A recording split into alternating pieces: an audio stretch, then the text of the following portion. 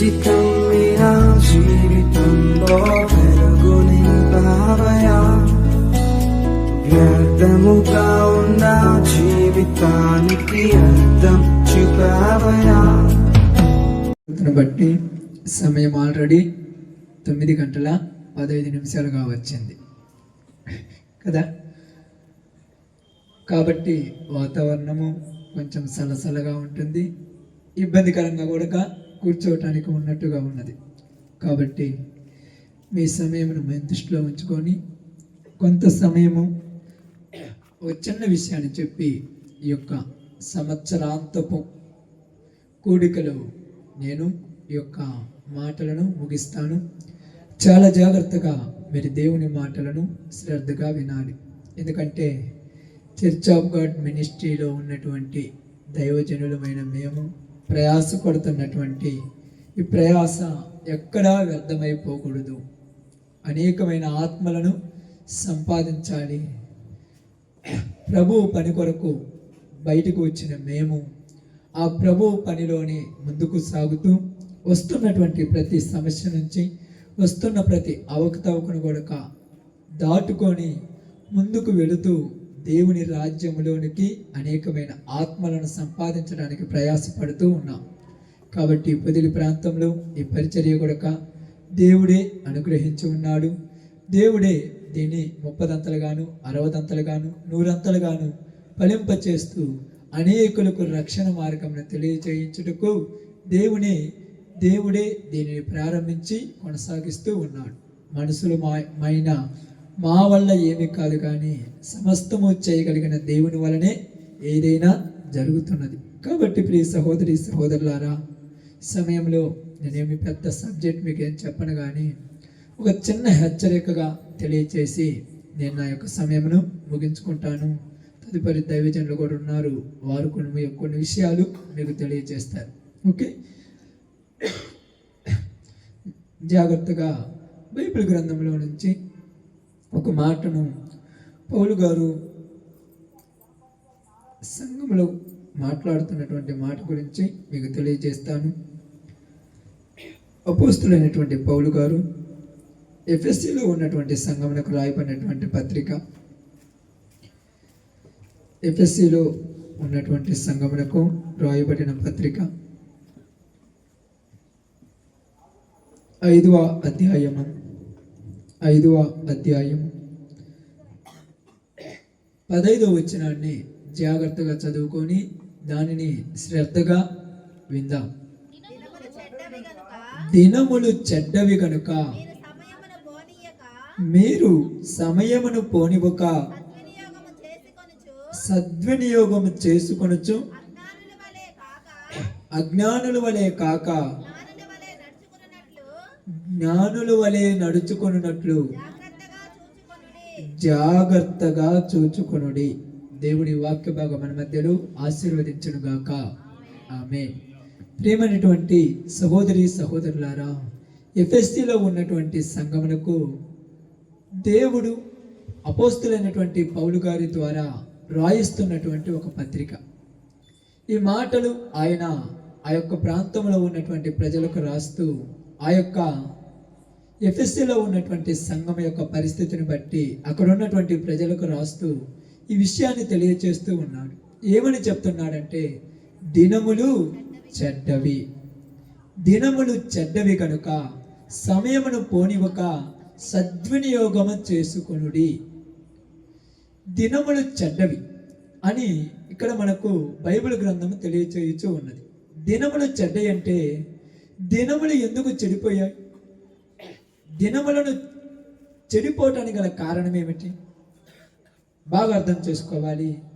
దేవుడు ఆది కాండంలోనికి వెళ్ళినప్పుడు దినములను చేసినప్పుడు ప్రతి దినము ఆయన ఏమని చెప్తున్నాడు? మంచిగా ఉన్నది. ఏదైనా చెడ్డగా ఉన్నదని ఆయన చెప్పాడా? మొదటి దినం నుంచి 7వ దినం వరకు కూడా విశ్రాంతి తీసుకున్నటువంటి రోజు వరకు కూడా ఇది చెడ్డగా ఉన్నది అని మనం చెప్పాడా? ఏది చెప్పలేదు. కానీ ఏది ఆయన చెడ్డగా ఉన్నది అని చెప్పలేదు. కానీ ఇక్కడ అంత్యకాలంలోనికి వచ్చినప్పుడు ఈ యొక్క దినాలలోనికి వచ్చినప్పుడు అపోస్తులైనటువంటి పౌలు గారు ఎఫెసులో ఉన్నటువంటి సంఘముతో మాట్లాడుతూ ఏమన్నాడంటే, దినములు చెడ్డవి, సమయమును పోనివ్వక సద్వినియోగం చేసుకొనుడి. నేను ఇవన్నీ మీకు చెప్పను, కానీ చెప్పాలంటే చాలా పెద్ద సబ్జెక్ట్ అవుద్ది. ఒక్క మాట చెప్పాలి కాబట్టి ఆ మాట చెప్తాను. సమయమును పోనివ్వక ఏం చేయాలంట? సద్వినియోగము చేసుకొనుడి. అంటే సమయాన్ని దేనికి ఉపయోగించుకోవాలి? ఇప్పుడు చెప్పాలి మీరు. అక్క బాగానండి, ఇక్కడ నుండి మీ అందరూ చెప్తున్నాను, సమయమును దేనికి ఉపయోగించుకోవాలి? దేనికి ఉపయోగించుకోవాలమ్మా? నిజంగా చెప్పండి, సమయాన్ని దేనికి ఉపయోగించుకోవాలి? తినటానికి ఉపయోగించుకోవాలా? త్రాగటానికి ఉపయోగించుకోవాలా? విందులు విలాసాలు చేసుకోవటానికి ఉపయోగించుకోవాలా? రోడ్ల మీద తిరగటానికి ఉపయోగించుకోవాలా? ఎలా పడితే అలాగా ఉండటానికి ఉపయోగించుకోవాలా? పనులు చేసుకోవటానికి, ఊరు కుక్కల్లాగా ఊర్ల మీద పడి తిరగటానికి ఉపయోగించుకోవాలా? మరి దేనికి ఉపయోగించుకోవాలి సమయాన్ని? బాగా అర్థం చేసుకోండి. సమయాన్ని దేనికి ఉపయోగించుకోమంటున్నాడు? ఎందుకు చెప్తున్నాడంటే, మీరందరూ జాగ్రత్తగా గమనించి ఆలోచించండి. దేశంలో ఉన్నటువంటి చాలా చాలా గొప్ప గొప్ప నాయకులు కూడా వాళ్ళు ఏం చెప్తారంటే, మనిషి జీవితంలో టైం అనేది చాలా విలువైనది. ఏది పోగొట్టుకున్నా సాధించుకోవచ్చు, కానీ సమయాన్ని పోగొట్టుకుంటే ఎప్పుడు సాధించుకోలేం.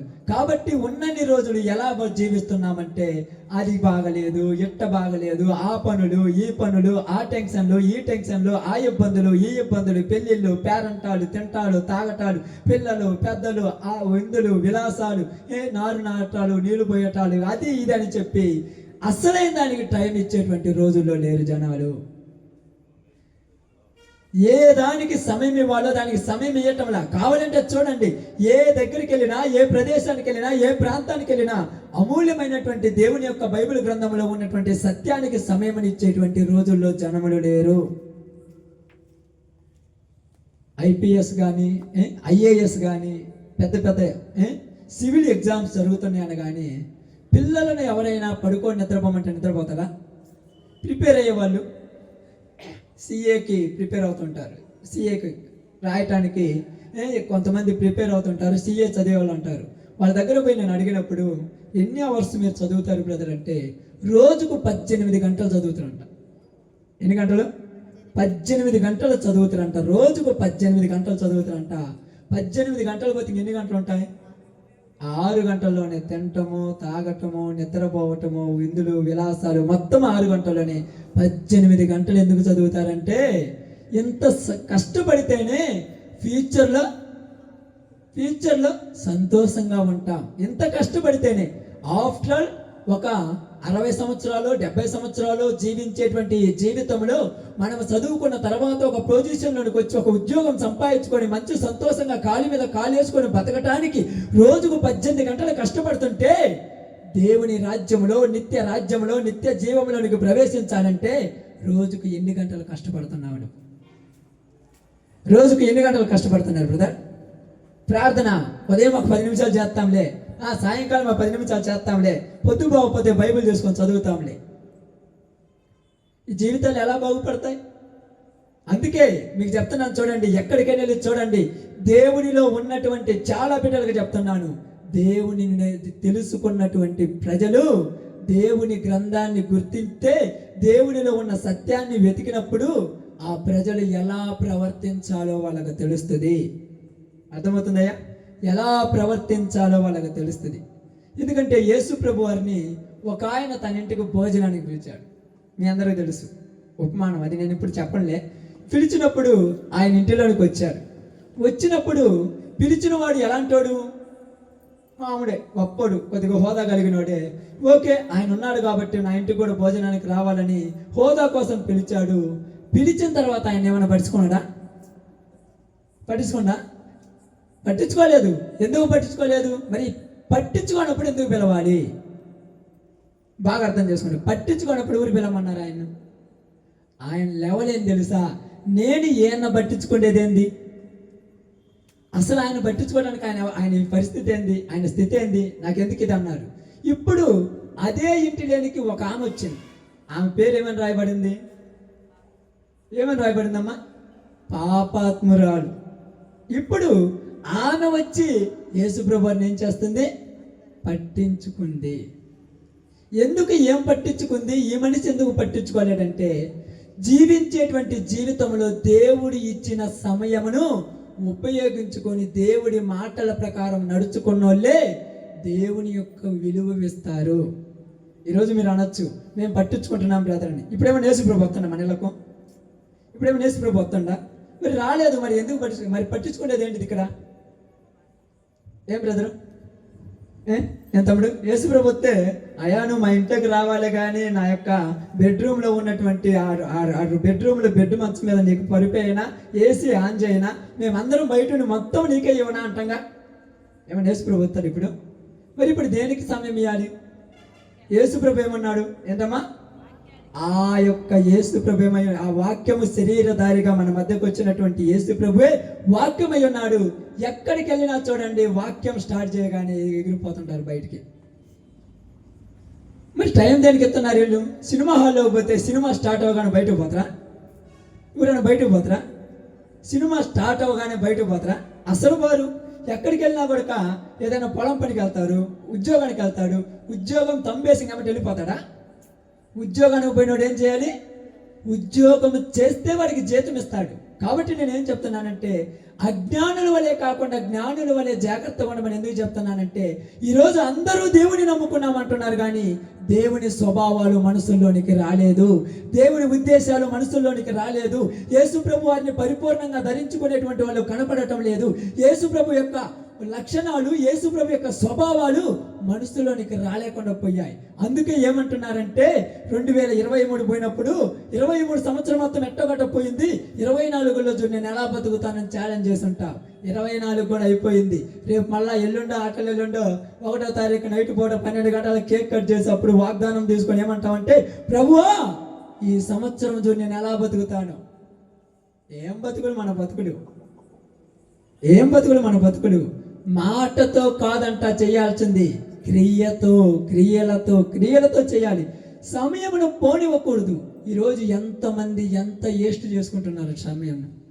నిజంగా ప్రతి దినమును సువార్తకి వెళ్ళిపోతూ ఆ ప్రదేశాలకి ఈ ప్రదేశాలకు వెళ్తున్నప్పుడు మాతోటి సహోదరులు కూడా వస్తే అక్కడికి వెళ్తున్నప్పుడు చాలామంది అంటారు ఇంత బిజీ ఎందుకంటే టైం ఎంత ఉంది? కొంచెమే. సమయం ఎంత ఉందంట? కొంచెమే. సమయం కొంచెమే ఉన్నది. ఉన్న సమయాన్ని మనము సద్వినియోగం చేసుకోవాలి. సద్వినియోగం ఎందుకు చేసుకోవాలంటే మనం ఎలా ఉన్నామంట? జ్ఞానులులాగా ఉన్నాం. జ్ఞానులులాగా. మరి ఇంకొక మాట ఏం చెప్పాడు? అజ్ఞానుల వలె కాకుండా. అజ్ఞానం ఉన్నాడు. అజ్ఞానం కలిగినాడు ఏం సంపాదించుకుంటాడు? ఏం సాధించుకుంటాడా? అజ్ఞానం కలిగినాడు బైబిల్లోనికి వెళ్ళిపోవాలి. ఏమంటున్నాడంటే ఒక వ్యక్తి లూకాసు వార్త 18వ అధ్యాయం తర్వాత చదువుకొని చదివాను, ఎందుకంటే టైం లేదు కాబట్టి. దైవజనులు కూడా అదే చెప్పారు, సమయం దృష్టిలో పెట్టుకొని మాట్లాడాలని. కరెక్ట్ మాటే కదా. కాబట్టి బాగా గమనించండి. ఒక ధనవంతుడు ఉన్నాడంట. అతడు రాత్రింబగులు కష్టపడి పొలమును పండించి పంట కూర్చుకొని ఆ పంటంతా తీసుకెళ్ళి తన యొక్క కొట్టలో కూర్చుకొని ఇప్పుడు తన ప్రాణంతో చెప్పుకుంటున్నాడంట, నా ప్రాణమా తినుము త్రాగుము సుఖించుము, అనేక సంవత్సరములకు కావలసిన ధాన్యము కానీ నీకు అవసరాన్ని కానీ అన్నీ రెడీ చేసి పెట్టాను, నువ్వు సంతోషపడమన్నాడు. అప్పుడు అక్కడ ఒక మాట రాయబడింది. ఏం రాయబడింది? ఆమేన్. ఓరి వెర్రివాడా. ఎర్రివాడని ఎవరిని అంటాడు? వెర్రివాడు అంటే ఎవరమ్మా? జ్ఞానము లేనివాడు వెర్రివాడు. జ్ఞానం ఉన్నవాడు వెర్రివాడు అవుతాడా? ఈరోజు అనేక సంవత్సరములకు కావలసినటువంటి సంపద సంపాదించుకోవటానికి టైం హెచ్చిస్తున్నావా? పరలోక రాజ్యాన్ని సంపాదించుకోవటానికి టయాన్ని హెచ్చిస్తున్నావా? ఇక్కడ ఎవరినైనా అడగండి, మేము ఎక్కువ సమయం దేవుళ్ళో ఉంటున్నాము అని చెప్పేవాళ్ళు ఎవరైనా ఉంటున్నారా? ఉండలేం. ఎందుకంటే నేను జాగ్రత్త చెప్తానండి, ఈ యేసు ప్రభు ఈరోజు మనకేమైపోయాడంటే అంగడిలో దొరికేటువంటి ఆట బొమ్మ. మొన్న ఈ డిసెంబర్ 25వ తారీఖున ఆ యొక్క చెట్టు కింద పెట్టినటువంటి పశువుల పాకలో ఉన్నటువంటి చిన్న బొమ్మలాగా అయిపోయాడు. అంతే. మనం ఏడ కూర్చోబెడితే ఆడు కూర్చుంటాడు, మనం ఏడుంటే ఆడు ఉంటాడు, మనం ఏ చెబితే చేస్తాడు, మనం ఎలా చెబితే అలా చేస్తాడు, ఆయన మాట మనమే ఏంటని. ఇప్పుడు దేవుడు శాసిస్తే బతికే వాళ్ళు కాదు, దేవుడినే శాసించేటువంటి మనుషులు వచ్చేసారు. సేవకుడు చెప్పినట్టు వినేవాళ్ళు లేరు, సేవకుడే వీళ్ళు చెప్పినట్టు వినాలి. అమ్మ రేపు ప్రేరు పెడదామంటే రేపొద్దమ్మా మాకు పని ఉంది, ఎల్లుండి పెడదాం. వద్దంటే ఒక తప్పుడు తలకాయ నొప్పి, కావాలంటే ఒక తలకాయ నొప్పి. బాగా అర్థం చేసుకోండి. సమయముని ఎందుకు పోనివద్దని చెప్తున్నామంటే, నీ సమయం నీ చేతిలో లేదు, నీ సమయం నీ స్వాధీనంలో లేదు. ఈరోజు నువ్వు దేవుని యొక్క సన్నిధిలో ఎంతవరకు 2024 మొత్తం పోగొట్టుకున్నావు. ఎలా ఒక విధంగా పోగొట్టుకున్నావు? వదిలే. 25లో నీకు ఒకవేళ నువ్వు అడుగు పెట్టే సమయం దేవుడు నీకు ఇస్తే, ఈ రోజు నుంచి సిఏ చదివేవాడు ఐపీఎస్కు, ఐఏఎస్కు, సివిల్కు ప్రిపేర్ అయ్యేవాడు 15 గంటలు 18 గంటల కాలం ప్రిపేర్ అవుతున్నాడో తెలియదు, కానీ దేవుని రాజ్యం కొరకు ప్రిపేర్ అవుతున్న మనం మాత్రం కనీసం 10 గంటలన్నా ప్రిపేర్ కావాలి. వాక్యం కనీసం రోజుకు 10 గంటలన్నా దేవునితో కలిసిమెలిసి ఉండాలి. నాకు అప్పుడప్పుడు చాలా జోకేస్తుంటుంది. 60 సంవత్సరాలు 30 సంవత్సరాలు 40 సంవత్సరాలు ఉండే భార్య భర్తను వదలలేక ఎప్పుడైనా పట్టించుకోకపోతే ఏమంటారు తెలుసా? పొద్దున పోను ఒక్క పోను లేదే, పోనన్నా చేయొచ్చుగా అంటే ఎంతవరకు నేను గుర్తు రాలేదా? మధ్యలో వచ్చినోడు నీతో 30 సంవత్సరాలు 20 సంవత్సరాలు ఉంటాడు, తర్వాత వెళ్ళిపోయేవాడు. కానీ నీకు జీవం ఇచ్చినటువంటి యేసు ప్రభు వారు నీకు గుర్తున్నాడా? నీకు జీవితం ఇచ్చినటువంటి యేసు ప్రభు వారు నీకు గుర్తున్నాడా? ఎందుకంటే యేసు ప్రభు వారు ఇక్కడ మనందరికీ తెలియచేస్తున్నటువంటి మాట కానీ మనం ఏదైనా ఆలోచించట్టు ఏమంటానంటే, కొలసీలతో ఉన్న సంఘము కూడా పౌలు గారు ఇదే మాట చెప్తున్నాడు. కొలసీలకు రాసిన పత్రిక 4వ అధ్యాయము 5వ వచనంలో ఇదే మాట చెప్తున్నాడు. చాలా జాగ్రత్తగా గమనించండి. సమయమున పోని ఒక సద్వినియోగము చేసుకొనొచ్చు. సమయాన్ని వేస్ట్ చేసుకోవద్దు. ఎందుకంటే సమయం ఏమైపోతుందంట మా సమయము బాగా గమనించి ఆలోచించండి. సమయం ఏమవుతుందంట? జెఫన్యా గ్రంథంలో రాయబడి ఉన్నది, ఇదిగో సిగ్గుమాలిన జనులారా కూడి రండి. సమయం ఏమవుతుందంట? గాలికి పొట్టు ఎగిరిపోయినట్లుగా సమయం గతించిపోవచ్చున్నదే. మేము ఈ ప్రాంతంలో మీ ప్రాంతాల పరిచయకు వచ్చాం కదన్నా. ఇప్పుడు తిరిగి చూస్తే 20 సంవత్సరాలు అయి ఉంటాయి కదా. అప్పుడే 20 అయినాయి అన్న, అప్పుడే 22 అయినాయా? నిన్న కాక మన పిల్లలాగా ఉన్నాము, భుజాల మీద భుజాలు వేసుకొని నడుచుకున్నాము, ఆడ కూర్చొని తిరిగినాము. తిరిగి చూసేలోపు 22 సంవత్సరాలు అయిపోయింది. నేను అప్పుడేనా? సమయం ఎంత ఫాస్ట్ అయిపోతుంది, ఎంత తొందరగా అయిపోతుంది. 20 సంవత్సరాలలో మనం ఏమి నేర్చుకున్నాం? ఈ 10 సంవత్సరాలలో మనం ఏమి నేర్చుకున్నాం? ఈ 100 సంవత్సరాలు, ఈ యొక్క 5 సంవత్సరాలలో మనం ఏమి నేర్చుకున్నాం? దేవుని దగ్గరికి వస్తున్నటువంటి నీకు నాకు మనందరికీ దేవుడు చెప్పేది ఏంటంటే, అజ్ఞానుల వలె వ్యర్థమైన వాటి కోసం పరుగులు తీయొద్దు. అజ్ఞానుల వలె వ్యర్థమైన వాటికి టయాన్ని వేస్ట్ చేయొద్దు. జ్ఞానుల వలె ఉపయోగకరమైన వాటి కొరకు టయాన్ని కేటాయించండి. జ్ఞానుల వలె ఉపయోగకరమైన వాటి కొరకు టయాన్ని కేటాయించండి. డిసెంబర్ నెల రాగానే డిసెంబర్ 25 నుంచి జనవరి 1 దాకా, లేకపోతే డిసెంబర్ నుంచి జనవరి దాకా ఈ నెల మొత్తం ఉపవాస ప్రార్థన చేద్దాం, ఈ నెల మొత్తం ఆల్రెడీ ప్రేయర్ చేద్దాం, ఈ నెల మొత్తం ప్రార్థనే. మిగతా 11 నెలలు వద్దు బ్రదరు, మిగతా 11 నెలలు అవసరం లేదా? మిగతా రోజుల్లో దేవుడు అవసరం లేదా? ఎందుకు చెప్తున్నానంటే, ఇది కూడా మన జీవితాల్లో మనందరికీ ఏమైందంటే, వాళ్లకు ఒక పండగ ఉన్నట్టుగా మనకు కూడా పండగని ప్రిపేర్ అయిపోయాం. కాదు, పరలోకం నుంచి భూలోకానికి నా కోసము తండ్రి తన కుమారుడైన యేసు ప్రభు వారిని పంపించి, నేను ప్రస్తుత దుష్టకాలంలో ఉన్నాను కాబట్టి దుష్టకాలంలో నుంచి నన్ను బయటికి తీసుకొచ్చి తన రాజ్య నివాసుడిగా చేయటానికి యేసు ప్రభు వారు వచ్చారని ప్రజలు మర్చిపోయారు. మరిచెందుకు పోయారంటే, సత్యమును ఉన్నది ఉన్నట్టుగా చెప్పే వాళ్ళు కరువైపోయారు. ప్రారంభంలో ప్రతి వాళ్ళు రోషం ఉంటుంది, కొన్ని రోజులు రాగానే ఆ రోషం ఏమవుతామా? కాంప్రమైజ్ అయిపోతారు. ఎందుకు కాంప్రమైజ్ అవుతారు? దేనికి అవుతారు చెప్పండి? పోలీసు ఉద్యోగానికి వెళ్ళేవాడు ప్రారంభంలో ఉద్యోగం సెలెక్ట్ అయిన తర్వాత చెప్తాడు, ఇక చూడు అవినీతి అనేది ఉంటే నన్ను అడుగు అంటాడు. నేను ఈ ఊర్లోనే నేను లొంగనంటాడు. ఒక 2-3 సంవత్సరాలు పోయిన తర్వాత, ఏం బ్రదర్ అన్యాయం జరుగుతుందంటే, మనకెందుకు అంటే మనకెందుకు అంటున్నాడంటే, పట్టించుకోకుండా ఎందుకు పోతున్నాడంటే కాంప్రమైజ్ అవుతున్నాడు. నిజంగా చెప్తున్నాను, క్రైస్తవుడు ఈరోజు దేనితో కాంప్రమైజ్ అవుతున్నాడు? లోకముతో కాంప్రమైజ్ అయిపోయాడు. లోకముతో కాంప్రమైజ్ అయిపోవడానికి కారణం ఏంటంటే లోకములో ఉన్నది లేకపోతే మనిషి బతకలేడు. మనిషికి ప్రాముఖ్యమైనది ఏమిటి తెలుసా? ఏంటిది? లోకములో బ్రతుకు తెరువు కావాలి, లోకములో జీవించేటువంటి జీవితం కావాలి, ధనము కావాలి, ఆస్తి కావాలి, ఐశ్వర్యం కావాలి, వస్త్రాలు కావాలి, ఇవన్నీ కావాలి. ఈ అన్నిటి గురించి ఆలోచించి దేవుణ్ణి పక్కన పెట్టేస్తున్నాం. అందుకని మత్తయి సువార్తలోని యేసు ప్రభువు వారు మాట్లాడుతూ ఏమన్నాడు తెలుసు కదా? వీటన్నిటి గురించి మీరు చింతించనేలా. దేవుడి మీద ఆధారపడితే వీటన్నిటి గురించి చింతించవు. నువ్వు దేవుడి మీద ఆధారపడాలి. అందుకని ఈరోజు మీకు అందరికీ తెలియజేస్తున్నాను, 2024 సంవత్సరంలో పనికిమాలిన పనులు చేసి ఉండొచ్చు, దుర్మార్గపు పనులు చేసి ఉండొచ్చు, అబద్ధాలు ఆడుండొచ్చు, బూతు మాటలు మాట్లాడి ఉండొచ్చు, వ్యభిచారాలు చేసి ఉండొచ్చు, దొంగతనాలు చేసి ఉండొచ్చు, ప్రతి తప్పుడు చేసి ఉండొచ్చు. కానీ పౌలు గారు మాట్లాడినట్టుగా తన కృప చేత నన్ను బలపరిచిన దేవుడు, ఆయన కృప వలన, ఆయన కనికరం వలన, ఆయన దయ వలన మాత్రమే మనం బ్రతికాము, కానీ మన నీతి వలన కానే కాదు. మరి దేనికి ఇచ్చాడు ఈ సమయం అంటే, ఇకనైనా పరిపూర్ణుడు అవుతావేమో, ఇకనైనా ఆ చేసేటువంటి తప్పులు మానుకొని నిన్ను నువ్వు సరిచేసుకొని నిత్య రాజ్యానికి వెళతావేమని దేవుడు మనకు సమయం ఇస్తుంటే, ఈ సమయం ఏం చేస్తున్నామంట? నీ అవసరాల కోసము, నీ అక్కరల కోసము, నీ కోరికల కోసము, నీ ఇష్టాల కోసము, నీకు వాంఛల కోసము ఈ సమయాన్ని ఉపయోగించుకున్నాం. 24లో సంపాదించడం తక్కువైంది, 25లో చూడు నిద్రాహారాలు మాని వారికంటే పెద్ద మీద కట్టెత్తా. ఇది మన గోల్. ఇదే కదా గోలు. 24లో తెలిసి తెలియక కొన్ని తప్పులు చేశాను, 25లోకి వచ్చిన తర్వాత తప్పులు ఒకదాని తర్వాత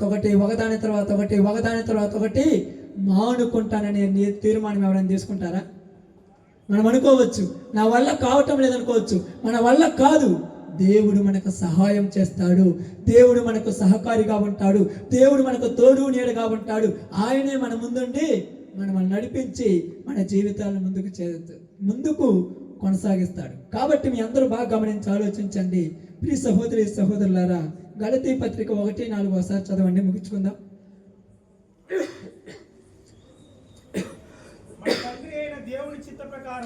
మన తండ్రి అయిన దేవుని చిత్త ప్రకారము క్రీస్తు మనలను ప్రస్తుతపు దుష్ట కాలములో నుండి విమోచింపవలనని మన పాపముల నిమిత్తము తన్ను తానే అప్పగించుకొనెను. దేనికోసం యేసు ప్రభు వారు తన్ను తానే అప్పగించుకుంది? దేనికోసం? మన పాపముల నిమిత్తం. ఎందుకోసం? కొంచెం ముందుకు చదవండి ఆ మాట. బైబిల్ చదివేటప్పుడు 1కి 4 సార్లు, 4కు 10, 10కి 100, 100కు 1000 సార్లు చదవండి. అప్పుడు దాంట్లో ఉన్నటువంటి మర్మం బయటకు వస్తుంది. మన తండ్రి అయిన దేవుని చిత్త ప్రకారము క్రీస్తు మనలను ప్రస్తుత దుష్ట కాలములో నుండి విడిపించుటకు. దేనిలో నుంచి విడిపించాలని? ఈ దుష్ట కాలములో నుంచి, ప్రస్తుత లోక తత్వంలో నుంచి, లోక ఆలోచనలో నుంచి, లోక ఆశల నుంచి, లోక స్వభావం నుంచి, లోక ఉద్దేశంలో నుంచి మనమును విడిపించాలి. విడిపించడం కోసం ఏం చేశాడమ్మా? ప్రాణం పెట్టాడు.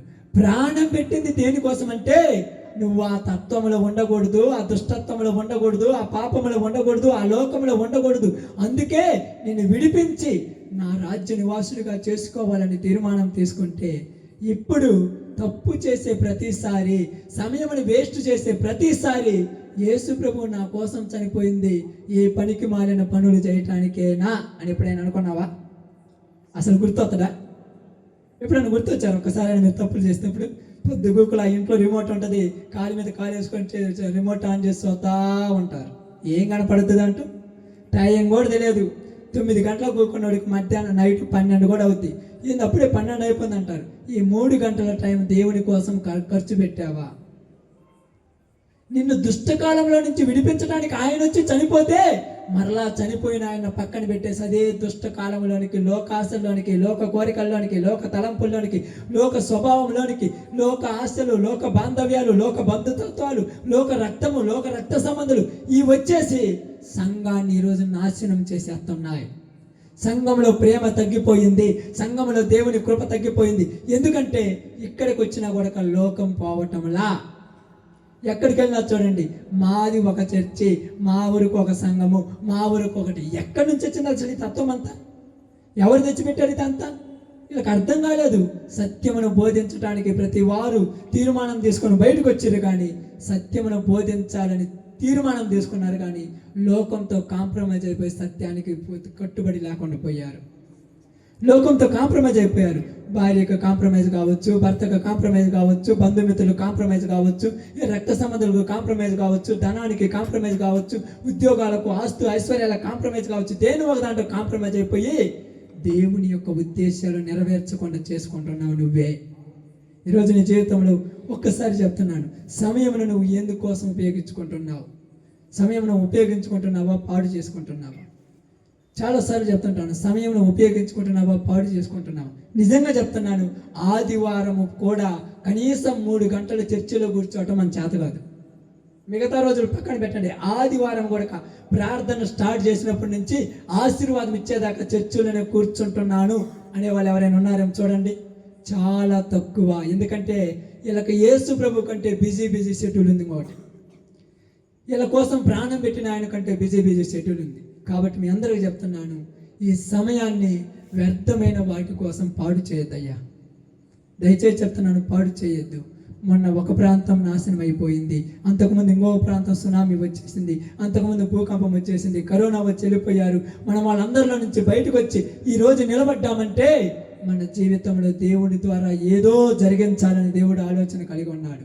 కానీ దేవుడు నీకు ఆలోచన కలిగించి నిన్ను నిలబెట్టి నీ ద్వారా తన యొక్క చిత్తాన్ని నెరవేర్చుకొని నీ ద్వారా గొప్ప కార్యాలు చేయించాలనుకుంటే ఇచ్చిన సమయాన్ని వ్యర్థమైన వాటి కోసం ఖర్చు పెట్టేస్తున్నావు. ఇచ్చిన టైంని వ్యర్థమైన వాటి కోసం వేస్ట్ చేసేస్తున్నావు. వేస్ట్ చేసినప్పుడు ఆయన ఒకరోజు ఖచ్చితంగా లెక్క అడుగుతాడు. ఖచ్చితంగా అడుగుతాడు. నన్ను అడుగుతాడు, నిన్ను అడుగుతాడు, ప్రతి ఒక్కరిని అడుగుతాడు. కాబట్టి మీ అందరికీ నేను తెలియజేసిన ఒక చిన్న మాట ఏంటంటే, సమయమును అజ్ఞానుల్లాగా వేస్ట్ చేసుకోవద్దు. జ్ఞానులు వాళ్ళ సద్వినియోగము చేసుకోవాలి. దేనికోసం అంటే దేవుని కార్యాలు చేయటానికి, దేవునితో కలిసిమెలిసి ఉండటానికి సమయాన్ని ఉపయోగించుకోండి. అలా మనం ఎప్పుడైతే ఉంటామో అప్పుడు దేవుడు మనల్ని బయటికి తీసుకొచ్చినందుకు సంతోషపడి మన వల్ల అనేకుల జీవితాలను మంచి మార్గంలోనికి నడిపిస్తాడు. అలాంటి కృప దేవుడు ఈ సంఘమునకు, ఈ ప్రాంతమునకు, ఇక్కడ ఉన్న మనందరికీ అనుగ్రహించును గాక.